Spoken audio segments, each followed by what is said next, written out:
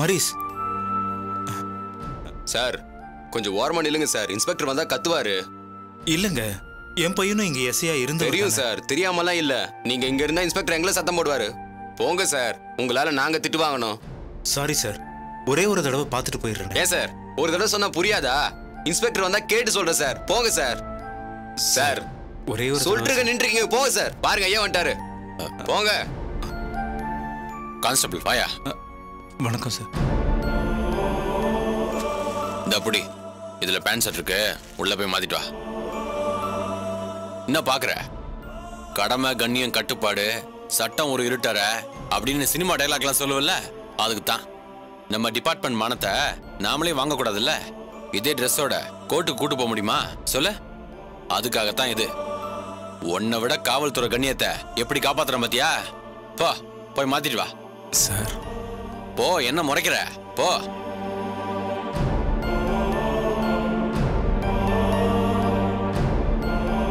Sir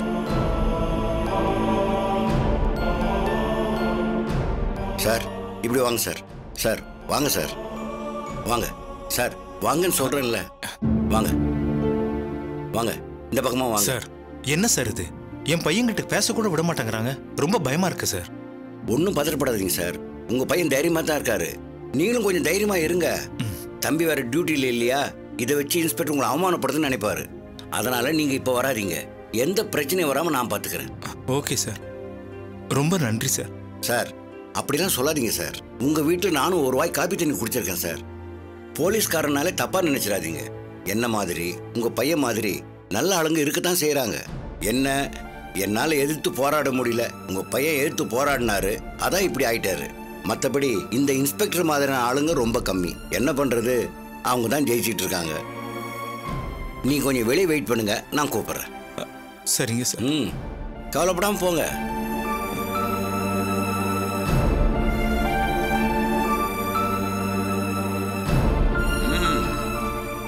வாங்க Marichamy. Constable ஐயா, இதை வாங்கிட்டு போ. கொடுங்க. இப்படி இந்த பக்கம் வா. வாயா, இந்த பக்கம் வாயா.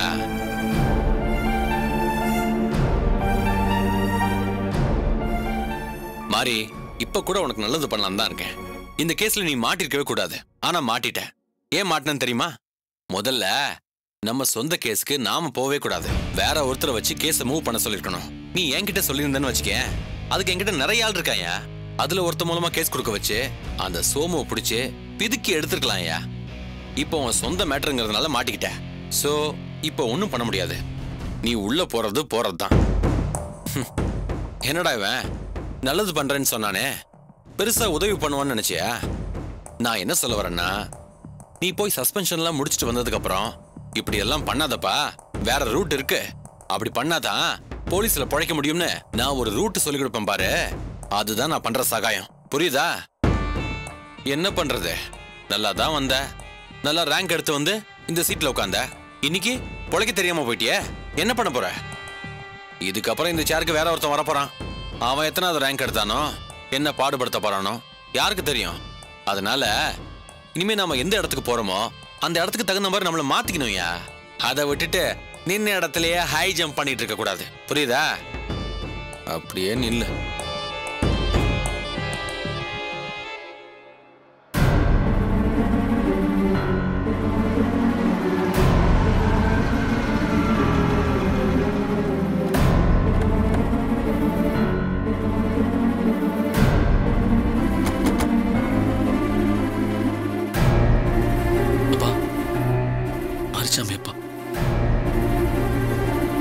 வணக்கம் சார். இன்ஸ்பெக்டர் என்ன சொல்றாரு? எல்லாம் என் தலைவிதிங்க, வேற என்ன சொல்றீங்க? சரி, அதை விடுங்க, பேசி சரி பண்ணிடலாம். வாங்க சார், உள்ள போலாம். வாங்கப்பா.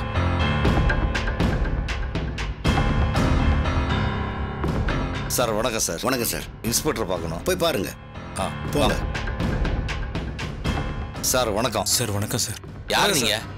இப்ப எதுக்கு திபுதிபுன்னு உள்ள வரீங்க? என்ன ஊர்வலமா போறீங்க? சார், நான் மாரியோடைய அப்பா சார்.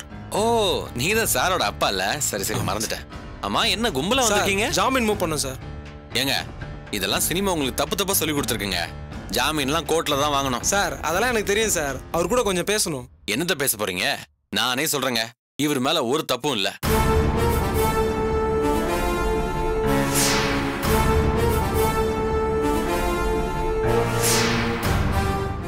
அட நிஜமா தான் சார் சொல்றேன். ஆனா மாட்டிக்கிட்டாரு, வேற வழியே இல்ல. யார் நினைச்சாலும் விட முடியாது. இப்போ நம்ம வீட்டுல ஒரு பிரச்சனைனா என்ன பண்ணுவோம்? போலீஸ் ஸ்டேஷன்ல போய் கம்ப்ளைண்ட் பண்ணுவோம். ஆனா போலீஸ்க்கே ஒரு பிரச்சனைனா அவரே போய் அவர் மேல கம்ப்ளைண்ட் கொடுக்க கூடாது. அது புரியாம தான் சாரே அப்படி ஒரு தப்பு பண்ணிட்டாரு.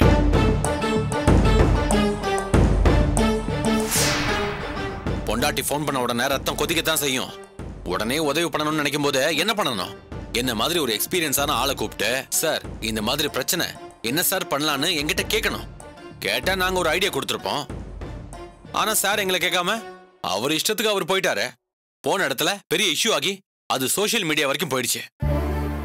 எனக்கு கமிஷனரே போன் பண்ணாரு சார். இவரை கைது பண்ண சொல்லிட்டாரு. இனிமே என்னால ஒண்ணும் பண்ண முடியாது சார்.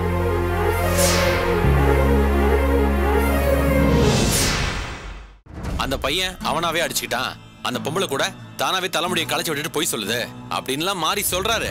அது கரெக்ட் தான், நானும் அதெல்லாம் நம்புறேன். ஆனா அதுக்கான ஆதாரம் இல்லையே. ஆனா இவர் அடிச்சதுக்கான ஆதாரம் தமிழ்நாடு ஃபுல்லா, ஏன் உலகம் ஃபுல்லா பரவி இருக்கு. சார் உங்ககிட்ட பர்சனலா இதை பத்தி பேசி சார் நான் திரும்ப திரும்ப சொல்றேன் சார், என்னால இதுல ஒண்ணுமே பண்ண முடியாது சார்.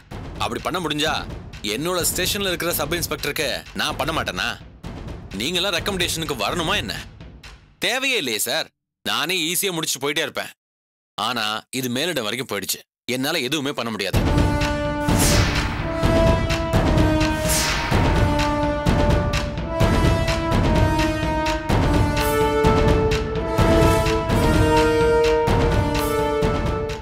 வேணும்னா உங்களுக்காக ஒரு சின்ன ஐடியா தரேன்.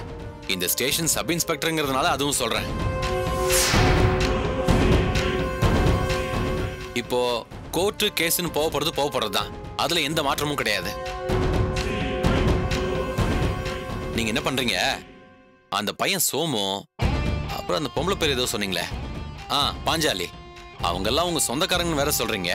நீங்க நேரா போய் 2 பேரையும் பார்த்து சமாதானம் பேசி கேஸை வாபஸ் வாங்க சொன்னீங்கன்னா பிரச்சனை முடிஞ்சே போயிடும். கேஸையும் அப்படியே அமைக்கிடலாம். அது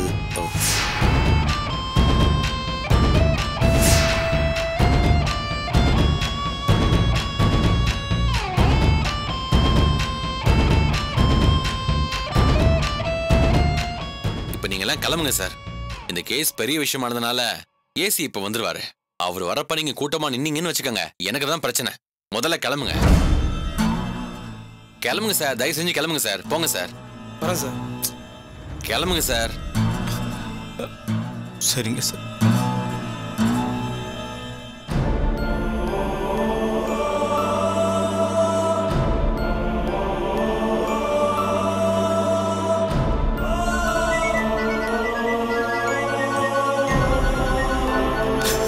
ஹலோ, நான் ஸ்டேஷன்ல தான் சார் இருக்கேன். இதோ வந்துட்டேன்.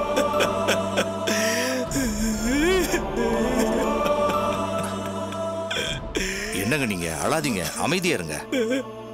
முடியல சார், முடியல. என் பையன் எவ்வளவு பெரிய லட்சியத்தோட இருந்தான் தெரியுமா? இந்த வேலையில சேரணும்னு வெறி. அதுக்காக தன்னை தானே எவ்வளவு கஷ்டப்படுத்திட்டான் தெரியுமா? அவன் முதல்ல வேலைக்கு போறேன்னு சொன்ன உடனே நாங்க குடும்பத்தோட எவ்வளவு சந்தோஷப்பட்டோம் தெரியுமா? அவன் ஸ்டேஷன்ல போலீஸா இருப்பான்னு பார்த்தா இங்க வந்து குற்றவாளியா நிக்கிறான். இதெல்லாம் பார்த்துட்டனால எப்படி சார் இருக்க முடியும்? எங்களுக்கு புரியுதுங்க. இந்த பாஞ்சாலி கையில கால விழுந்தாவது இந்த கேஸை வாபஸ் வாங்க வைக்கிறோம். அட போங்க சார், பண்றதெல்லாம் பண்ணிட்டு இப்ப வந்து கையில விழுறேன் கால்ல விழுறேன்னு சொல்றீங்க. உங்களால தானே சார் இவ்வளவோ. ஏன் சார் இதெல்லாம் பண்ணீங்க? என் பையனை அனுப்பியிருக்க கூடாது இல்லையா? நீங்க தப்பு பண்ணிட்டீங்க சார். இத பாருங்க, புரியுது சார், சொல்றத கேளுங்க. நாங்க பேசி சரி பண்ணிடுறோம் சார். என்னத்த சரி பண்ண போறீங்க? என் பையன் வாழ்க்கையை தான் நாசம் பண்ணிட்டீங்களே. சார், நான் உங்களை கெஞ்சி கேட்டுக்கிறேன், தயவு செஞ்சு புரிஞ்சுக்குங்க. நாங்க நேரா பாஞ்சாலியை பார்க்க தான் போறோம். நீங்க தைரியமா வீட்டுக்கு போங்க. எப்படியும் உங்களோட மகனை வெளியே கொண்டு வர வேண்டியது எங்களோட பொறுப்பு. என்னமோ சொல்றீங்க சார். போங்க, பார்க்கலாம், போங்க.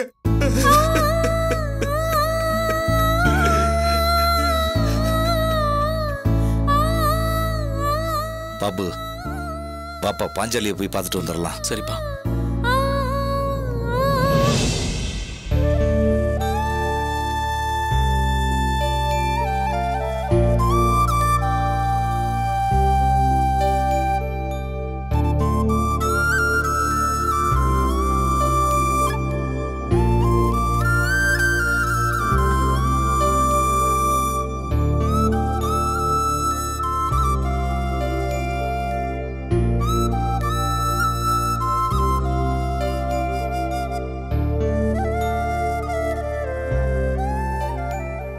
என்னங்க, என்னாச்சு? என்ன பிரச்சனை? எங்க உங்களை தானே கேட்டுட்டு இருக்கேன், என்ன பிரச்சனைன்னு சொல்லுங்களேன். நம்ம வக்கீல பார்க்க போயிருந்தேன். கேஸ பத்தி பேசினேன். கேஸ் ரொம்ப ஸ்ட்ராங்கா இருக்குன்னு சொல்றாரு. ஸ்ட்ராங்கா இருக்குன்னா புரியல. உனக்கு புரியாது. கேஸ் அவங்க பக்கம் சாதகமா இருக்குன்னு சொல்றேன். அது எப்படிங்க முடியும்? நாம பாடுபட்டு உழைச்சு சம்பாரிச்சு சேர்த்து வைப்போம், கடைசியில வந்து பங்கு கேட்பாங்களா? அநியாயமா இல்ல இருக்கு. அவங்க பங்கு 50,000 ரூபாய் இருக்குல்ல. என்னங்க பேசுறீங்க? அப்ப இருந்த 50,000 இப்ப இருக்கிற தொகையும் ஒண்ணா? ஏன்பா நீங்க வக்கீல் சார் கிட்ட அவங்க 50,000 அப்பவே செட்டில் பண்ணிட்டோம்னு சொல்ல வேண்டியதானே? அவங்க இல்லன்னு சொல்றாங்கன்னு சொல்ல வேண்டியதானே? அப்படிலாம் சொல்ல முடியாதுப்பா. நாம 50,000 ரூபாய் கொடுக்கலன்னு சாட்சி இருக்குல்ல. யாருப்பா? வேற யாரு? உங்க பாட்டி தான். உங்க பெரியம்மாவே இந்த கேஸ்ல இருந்து விலகுறேன்னு சொன்னா கூட உங்க பாட்டி விடாது போல இருக்க. அந்த கழுவி தாட் போட்டுன்னு குதிக்குது. ஏங்க, உங்க அம்மா கிட்ட வேணா போய் பேசி பாருங்க. நீங்க சொன்னா கேட்க மாட்டாங்களா என்ன? ஏய், வாய் மூடுறீ. எல்லாம் உன்னாலதான். இது என்னங்க அநியாயமா இருக்கு? பண்றதெல்லாம் நீங்க பண்ணிட்டு பழைய தூக்கி ஏமல போட்டா என்னங்க அர்த்தம்? நான் தான் போய் அவங்கள சாட்சி சொல்ல சொன்னனா? ஒழுங்கா அவங்கள முதியோர் இல்லத்துல சேர்த்து விட்டு இருந்தேன். நீதான் அவங்களுக்கு பணம் காசு கட்ட வேணான்னு சொன்ன. உன் பேச்சை கேட்டுக்கிட்டு நானும் கட்டாம விட்டுட்டேன். இப்ப அந்த கழுவி அந்த வீட்டுல போய் உட்கார்ந்துகிட்டு இருக்கு. எனக்குன்னு இந்த மாதிரி நடக்கும் முன்னாடியே ஜோசியமா தெரியும். தெரிஞ்சிருந்தா பணம் கட்டுங்கன்னு சொல்லிருப்பேன். சரி, இப்ப என்ன பண்ண போறீங்க? வேற என்ன, கிளவிய கழுத்தை நெரிச்சு கொல்ல வேண்டியதான். டேய், சும்மா இருடா.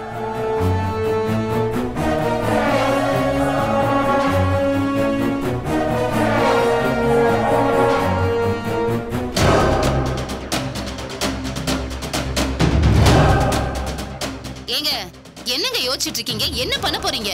அந்த கோர்ட்ல சொன்ன மாதிரி சொத்தை பிரிச்சு கொடுத்துற போறீங்களா? அப்படிலாம் விட்டுருவனா? இதுக்குதான் இவ்வளவு கஷ்டப்பட்டனா? அப்ப என்னதான் பண்ண போறீங்கன்னு சொல்லுங்களேன். அதான் அவங்க பக்கம் ஒரு புது வக்கீல் வந்திருக்கான்ல, அவனை போய் பார்க்க வேண்டியதுதான். அவங்க வக்கீல நாம பார்த்து என்னப்பா பண்ண போறோம்? டேய், இத்தனை நாளா என்ன பண்ணிட்டு இருந்தோம்? அவங்க சார்பா வந்த வக்கீல் எல்லாம் விலைக்கு வாங்கி கேஸை தள்ளி போட்டுக்கிட்டு தானே இருந்தோம். அதே மாதிரி இந்த புது வக்கீலையும் பார்ப்போம். எல்லாருக்கும் ஒரு விலை இருக்குடா.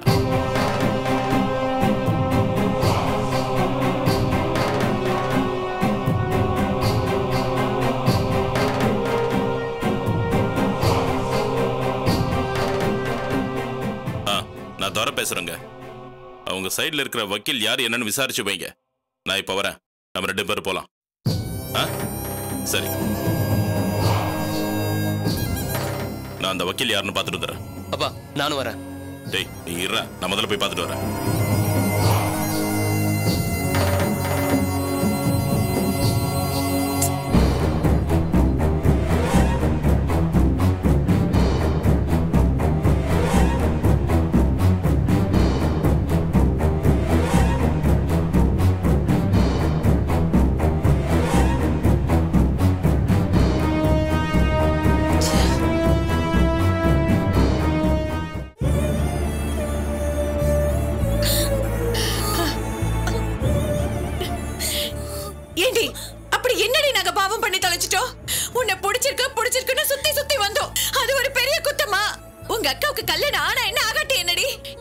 ஏற்கனவே நடந்த கல்யாணம் பத்தாதா? இப்ப நடக்க போற கல்யாணமே அனாவசியமானதானடி. அதனால யாருக்காவது ஒரு பிரயோஜனம் இருக்கா?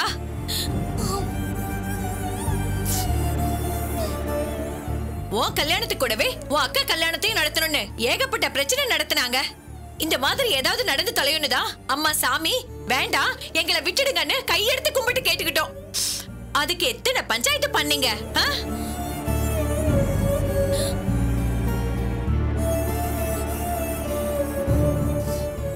இவ்வளவு பண்ண பிறகும் நாங்க விலகி தானடி இருந்தோம். இத காரணமா வச்சுக்கிட்டு அந்த பாபு பையனோட அம்மா உன் கல்யாணத்தப்ப என்னென்ன பண்ணான்னு தெரியுமா? நீ மணமேடையில கல்யாண பொண்ண உட்கார்ந்திருந்த. அந்த கல்யாணத்தையே தான் கையில எடுத்துக்கிட்டு தான் சொல்றபடிதான் நடத்தணும்னு அந்த பர்வத பொம்பளை என்னென்ன பண்ணான்னு தெரியுமா? ஒன்னா ரெண்டா எத்தனை அழிச்சாட்டியோ அவளை வெளியில போடின்னு சொல்றதுக்கு ஒரு நிமிஷம் ஆயிருக்க மாடி எனக்கு. எல்லாத்தையும் பல்ல கடிச்சிட்டு பொறுத்துட்டு இருந்தேனே, எதுக்குடி? அவங்கதான் அப்படி கேடுகட்டத்தனமா நடந்துக்கிறாங்கன்னா நாம அப்படி எல்லாம் நடந்துக்க கூடாதுன்னு தானடி விட்டு கொடுத்த.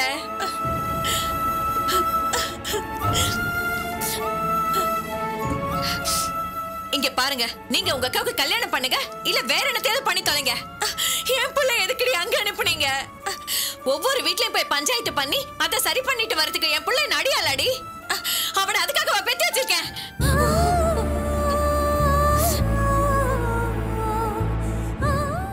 இந்த உலகத்துல இருக்க மொத்த பிரச்சனையும் உங்க அம்மா தலைமையில தானடி இருக்கு.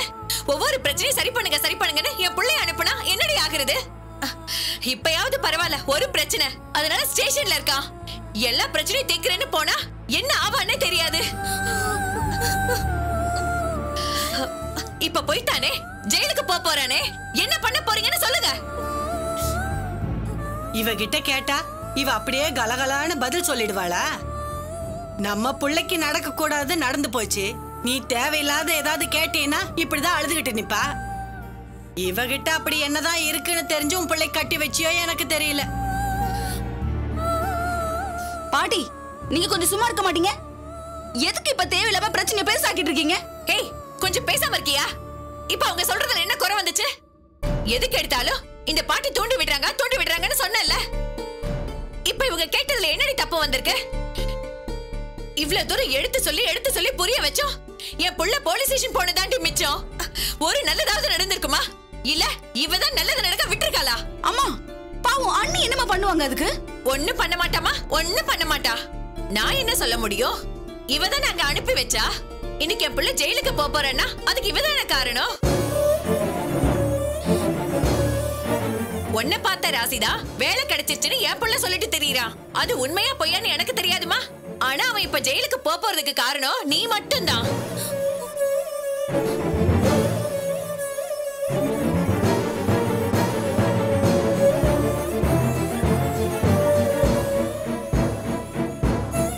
நீ பாட்டுக்கு உன் ஆத்தா வீட்டுல உட்கார்ந்துட்டு உசுப்பேத்தி அனுப்பிட்ட. அவன் பாட்டுக்கு நேரா அங்க போய் அவ்வளவு பெரிய பிரச்சனையில மாட்டிக்கிட்டான். இதோ இங்க வந்தாலே உங்க அக்காக்காரி என்ன வீரப்பா பேசிட்டு போனா. நான் உங்க மகனை உடனே கூட்டிட்டு வரேன், என்ன நம்புங்க அப்படி இப்படின்னு சொன்னா இல்லடி. ஆனா என்ன நடந்துச்சு? அவளுக்கு என்ன வந்துச்சு? ஜெயிலுக்கு போறது என் புள்ள தானே. ஏண்டி சூர்யா, இதே உங்க அண்ணன் நடராஜ் ஜெயிலுக்கு போயிருந்தா உங்க அக்காக்காரி பார்த்துட்டு சும்மா இருப்பாளா? ஐயோ அம்மா லபோ திபோன்னு அடிச்சுக்கிட்டு ஏதாவது முயற்சி பண்ணி அவனை வெளியில கொண்டு வந்திருக்க மாட்டா? உங்க வீட்டு பிரச்சனை தீர்க்க போய் தானடி இன்னைக்கு என் புள்ள ஸ்டேஷன்ல இருக்கா. ஆனா நீங்க எல்லாம் எனக்கு என்னன்னு உட்கார்ந்துட்டு இருக்கீங்க இல்ல?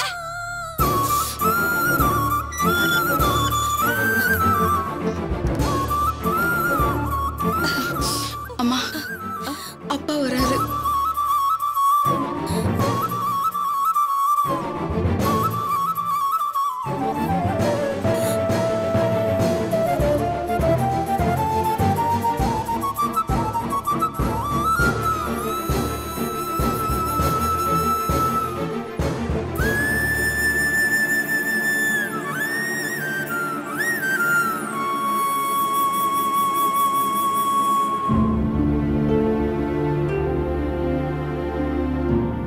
எங்க ஏன் ஒரு மாதிரியா இருக்கீங்க?